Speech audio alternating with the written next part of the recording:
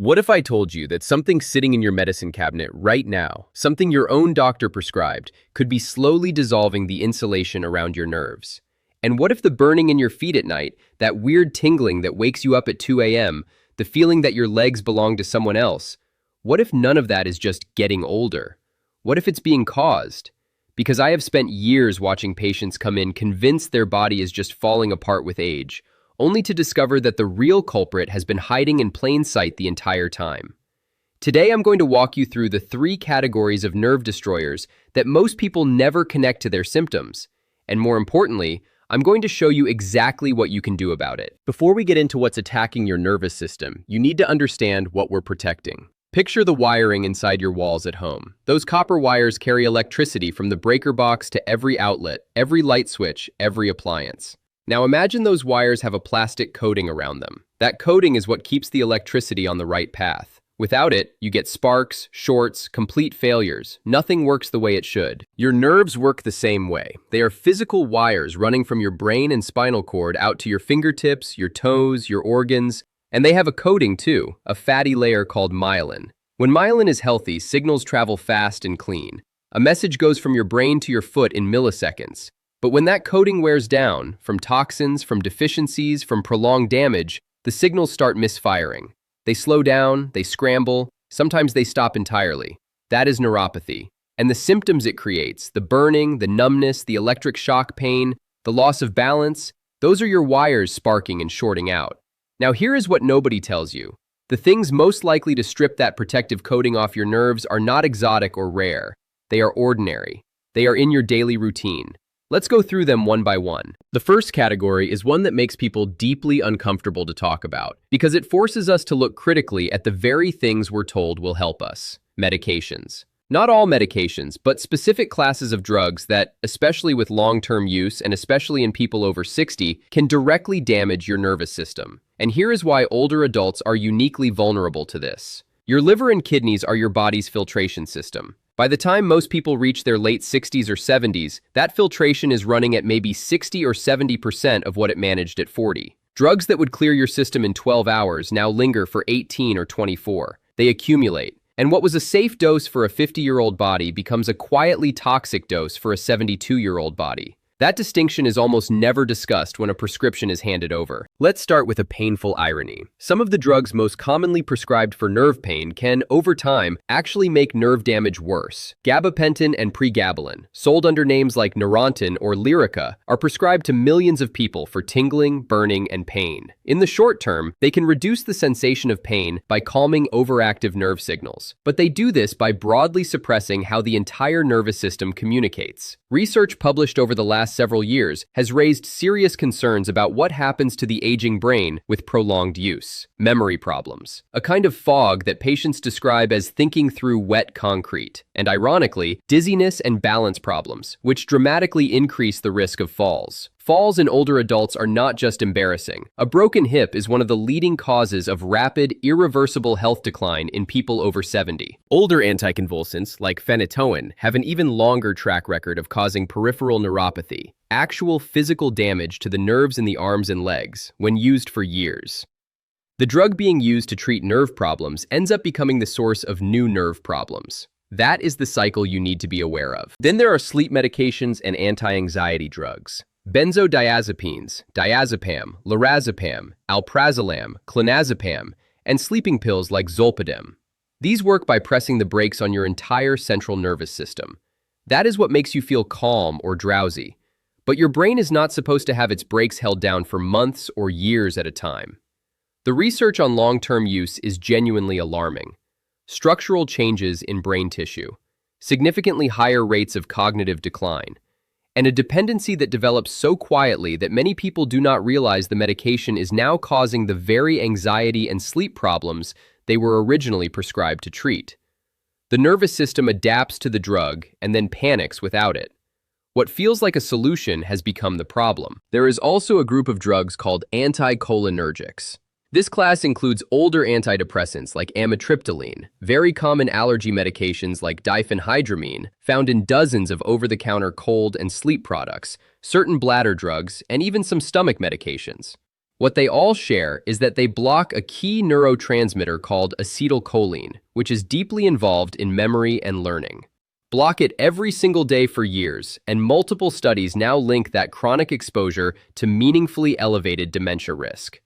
The troubling part is that many people take these medications without any awareness that this risk exists, because the drug is sold for something as minor as seasonal allergies. The point of all this is not to frighten you into throwing away your prescriptions. Please do not do that. Stopping some of these medications abruptly can be genuinely dangerous.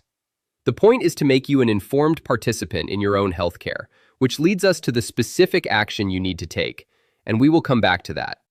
The second category is different because you have considerably more direct control over it.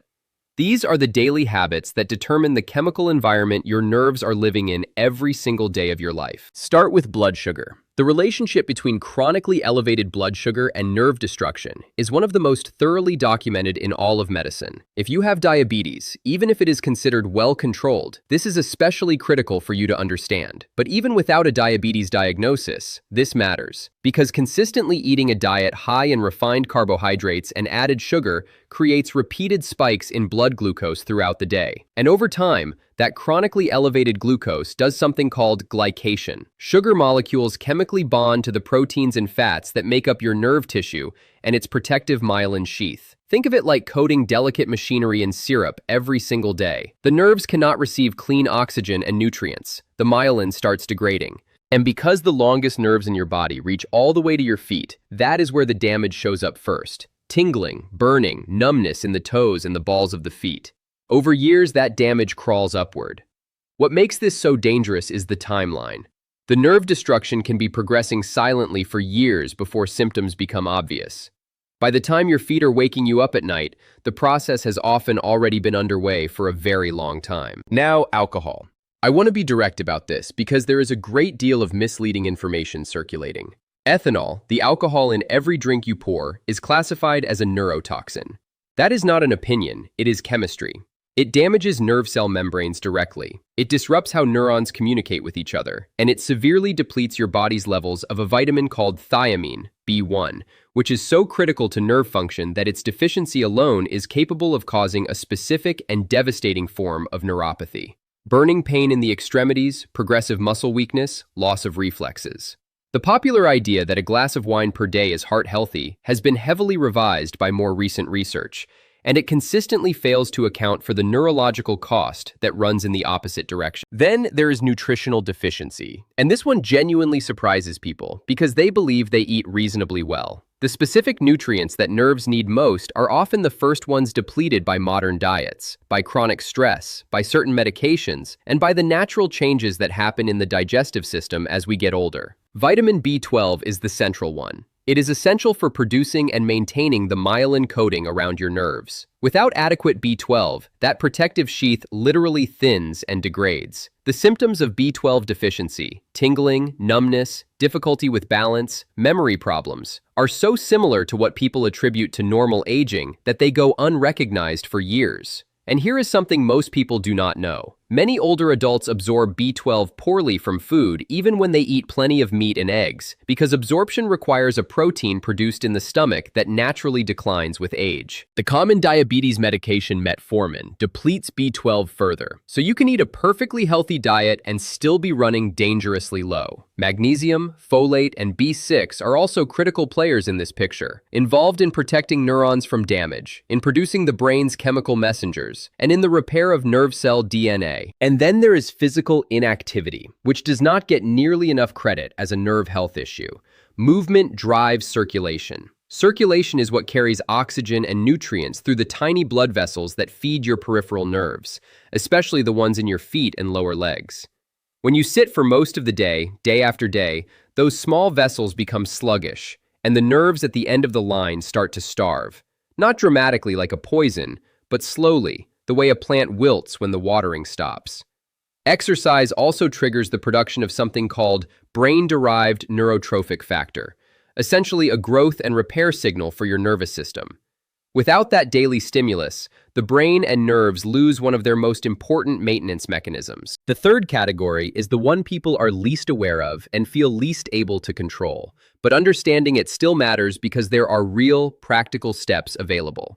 Environmental neurotoxins, specifically heavy metals. Your body has no efficient way to excrete heavy metals. They accumulate in tissues over decades, and the nervous system, which is rich in fat, and metals tend to concentrate in fat, is one of their preferred destinations. Lead is the most pervasive example. It was in paint, in gasoline, in plumbing for most of the 20th century. Homes built before 1978 may still have lead paint on their walls. Old pipes may still leach it into drinking water every day. Decades of low-level lead exposure have been conclusively linked to cognitive decline and peripheral neuropathy in aging populations. The people who lived through the era of highest lead exposure in history are now in their 60s, 70s, and 80s, and many are carrying that accumulated burden in their nervous tissue right now. Mercury is primarily a dietary concern. Large predatory fish, certain types of tuna, swordfish, shark, concentrate mercury at levels that matter enormously for frequent consumers. Mercury crosses the blood-brain barrier directly and causes tremors, coordination problems, and nerve damage in the extremities.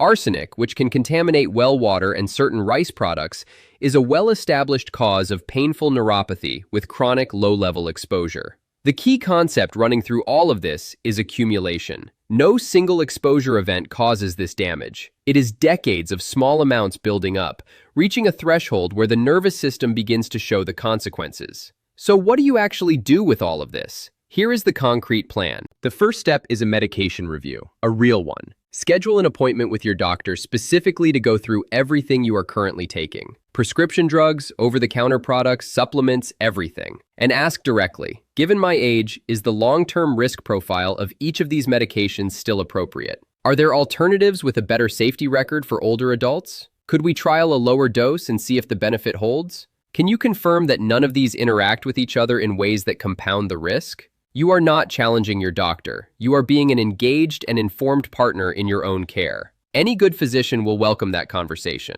The goal is to be taking the lowest effective dose of only what is truly necessary. The second step is changing the chemistry of what you eat. Cut refined sugar and white flour significantly, not because of a diet trend, but because of the direct glycation damage we talked about. Build your meals around vegetables, quality protein, and healthy fats. Choose smaller fatty fish like sardines and mackerel rather than large predatory species. Prioritize leafy greens, eggs, legumes, and nuts. Ask your doctor to check your B12 level and find out exactly where in the range you fall, because low normal B12 in the presence of neurological symptoms is absolutely worth addressing. A B-complex supplement is low risk, widely available, and potentially one of the most valuable things you can add. The third step is daily movement.